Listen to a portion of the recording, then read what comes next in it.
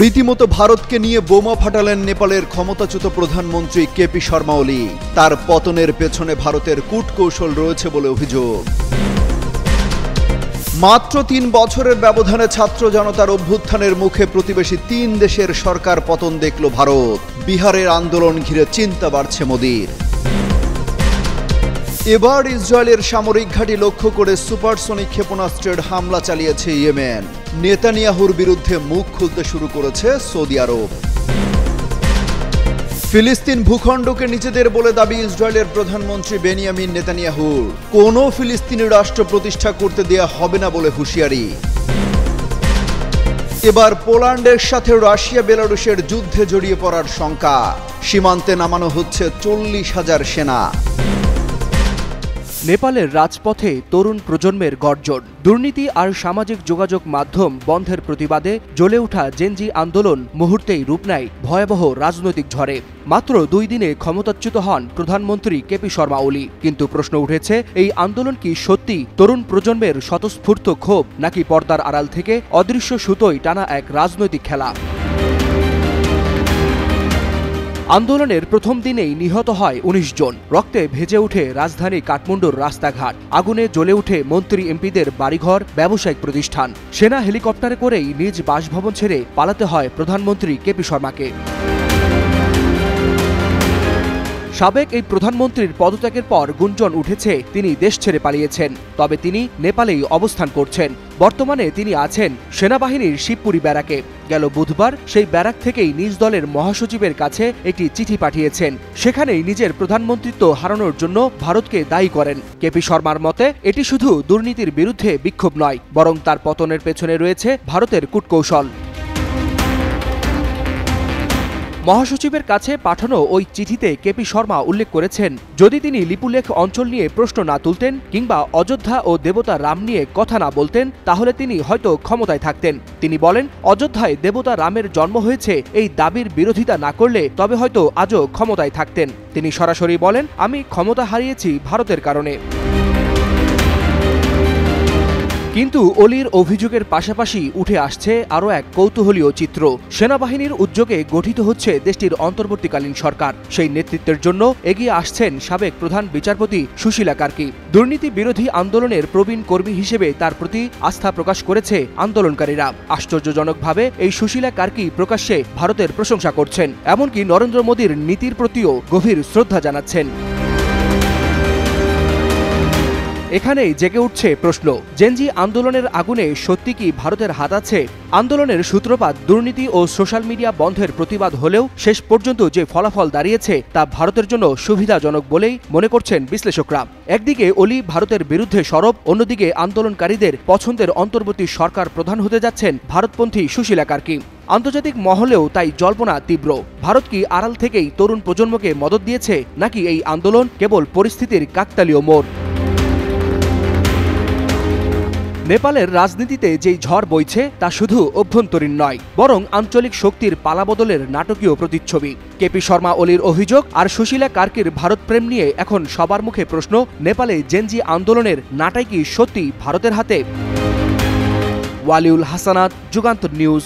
মাত্র ৩ বছরের ব্যবধানে ছাত্র জনতার অভ্যুত্থানের মুখে প্রতিবেশী ৩ দেশের সরকারের পতন দেখল ভারত। সবগুলো ঘটনাও প্রায় একই ধাঁচের। সরকারের বিরুদ্ধে ছাত্র জনতার ক্ষোভ থেকে বিক্ষোভ, সবশেষে ক্ষমতাসীন দলের চরম পরিণতি। বাংলাদেশ, শ্রীলঙ্কা ভারতের নিকটতম প্রতিবেশী হলেও নেপালের সঙ্গে ভারতের সম্পর্কটা ঐতিহাসিক, অর্থনৈতিক ও কৌশলগতভাবে বিশেষ গুরুত্ব বহন করে। তাই প্রতিবেশী দেশ নেপালের সরকার পতন ঘটনায় দুশ্চিন্তায় আছেন ভারতের প্রধানমন্ত্রী নরেন্দ্র মোদী।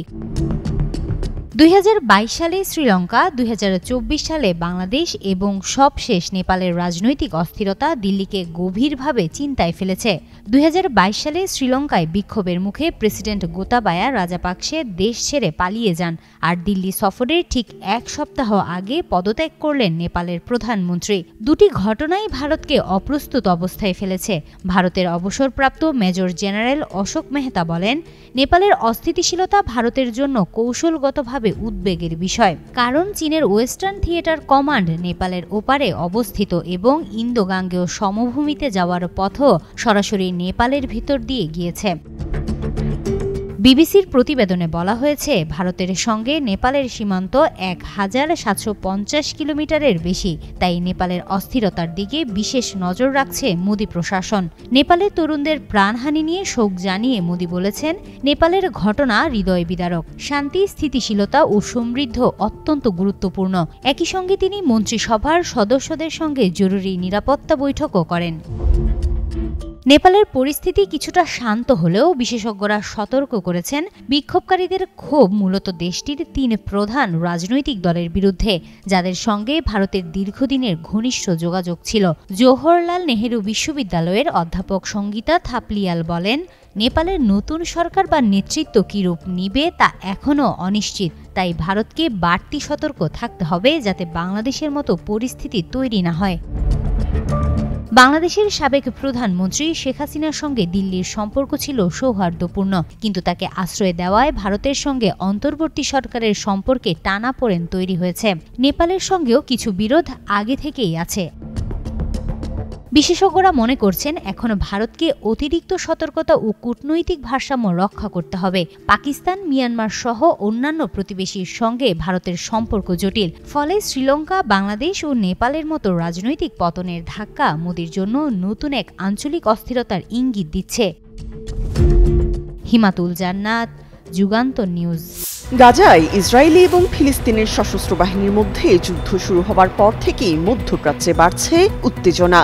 এই সংঘাতের জেরে ইয়েমেন ও ইসরায়েলের মধ্যে সম্প্রতি পাল্টাপাল্টি হামলার ঘটনা ঘটে। ইয়েমেনের সশস্ত্র গোষ্ঠী নিয়মিতভাবে ইসরায়েলের দিকে ক্ষেপণাস্ত্র নিক্ষেপ করছে, আর জবাবে ইসরায়েলও পাল্টা হামলা চালাচ্ছে। এদিকে বুধবার ইয়েমেনের রাজধানী সানা ও উত্তরাঞ্চলীয় আল সাউফ প্রদেশে হামলা চালিয়েছে ইসরায়েল। ফিলিস্তিনি জনগণের প্রতি সমর্থন জানিয়ে ইসরায়েলের সামরিক ঘাঁটিতে সফল ক্ষেপণাস্ত্র ও ড্রোন হামলা চালিয়েছে ইয়েমেনের সশস্ত্র বাহিনী। ইয়েমেনি সশস্ত্র বাহিনীর মুখপাত্র ব্রিগেডিয়ার জেনারেল ইয়াহিয়া সারির মতে, এই হামলা গাজায় ইসরায়েলি আগ্রাসন এবং ইয়েমেনের ভূখণ্ডে আক্রমণের প্রতিশোধ। ইয়েমেনের বাহিনী একটি প্যালেস্টাইন 2 সুপারসনিক ক্ষেপণাস্ত্র দিয়ে নেগেভ অঞ্চলের একটি সামরিক ঘাঁটিতে আঘাত হানে। এর ফলে বহু ইসরায়েলি বসতি স্থাপনকারী আশ্রয় কেন্দ্রে যেতে বাধ্য হয়। 2টি ড্রোন দিয়ে এলাত সংলগ্ন রামন বিমানবন্দর এবং আরেকটি ড্রোন দিয়ে নেগেভের সামরিক লক্ষ্যবস্তুতে হামলা চালানো হয়। এই হামলার প্রেক্ষাপট হিসেবে ইয়েমেনি গণমাধ্যম সম্পর্ক পরিচালক আব্দুল্লাহ আল আহনুনি বলেন, রাজধানী সানার তাহরির স্কোয়ারে ইসরায়েলি বিমান হামলায় যে ভয়াবহ অপরাধ হয়েছে তার জবাব দেওয়া হবে। বুধবার ইসরায়েলি বিমান হামলায় ইয়েমেনের রাজধানী সানা ও আল সাউফ প্রদেশে প্রায় ৩৬ জন বেসামরিক নাগরিক নিহত এবং ১৩০ জনের বেশি আহত হয়। এই হামলায় বাড়িঘর, একটি চিকিৎসা কেন্দ্র, সরকারি ভবন এবং কয়েকটি গণমাধ্যমের কার্যালয় ধ্বংস হয়। এর আগে ২০২৩ সালের অক্টোবর থেকে গাজায় ইসরায়েলের হামলায় নারী ও অন্তত ৬৪,৬৫৬ জন ফিলিস্তিনের মৃত্যু হয়, যাদের অধিকাংশই নারী ও শিশু। এর প্রতিক্রিয়ায় ইয়েমেনি বাহিনী ইসরায়েলের কাছে সামরিক সরঞ্জাম পৌঁছানো বন্ধ করতে কৌশলগত সামুদ্রিক অবরোধ চালু করে এবং গাজার মানবিক সংকটের সমাধানে আন্তর্জাতিক সম্প্রদায়কে আহ্বান জানায়। ইয়েমেনি সশস্ত্র বাহিনী জানিয়েছে, ইসরায়েল গাজায় হামলা বন্ধ না করা পর্যন্ত তাদের অভিযান চলবে। তামান্না তাবাসসুম শ্রেয়া, যুগান্তর নিউজ। দীর্ঘদিন ধরে চলছে ফিলিস্তিন ইসরায়েল সংঘাত। কোনো কিছুতেই যেন আগ্রাসন থামাচ্ছে না নেতানিয়াহু বাহিনী। এরই মধ্যে জাতিসংঘের ১৪৯টি দেশ ফিলিস্তিনকে স্বীকৃতি দিলেও অনড় অবস্থানে তেল আবিব। যুদ্ধবিরতির জন্য ট্রাম্প বিভিন্ন পদক্ষেপের কথা বললেও তাতে পাত্তা দিচ্ছে না ইসরায়েলের প্রধানমন্ত্রী বেনিয়ামিন নেতানিয়াহু। দিলেন নতুন করে কড়া হুঁশিয়ারি। ফিলিস্তিন ভূখণ্ডকে নিজেদের বলে দাবি করে ইসরায়েলের প্রধানমন্ত্রী বেনিয়ামিন নেতানিয়াহু বলছেন, কোনো ফিলিস্তিন রাষ্ট্র প্রতিষ্ঠিত হবে না। ইসরায়েল তাদের প্রতিশ্রুতি পূরণ করছে। কোনো ফিলিস্তিন রাষ্ট্র হবে না, এই জায়গা ইসরায়েলের। পাশাপাশি শহরের জনসংখ্যা দ্বিগুণ করা হবে বলেও পরিকল্পনার কথা জানান তিনি। তার এই মন্তব্য এমন এক সময় এলো যখন তিনি অধিকৃত পশ্চিম তীরে নতুন বসতি সম্প্রসারণের একটি প্রকল্পে স্বাক্ষর করেছেন।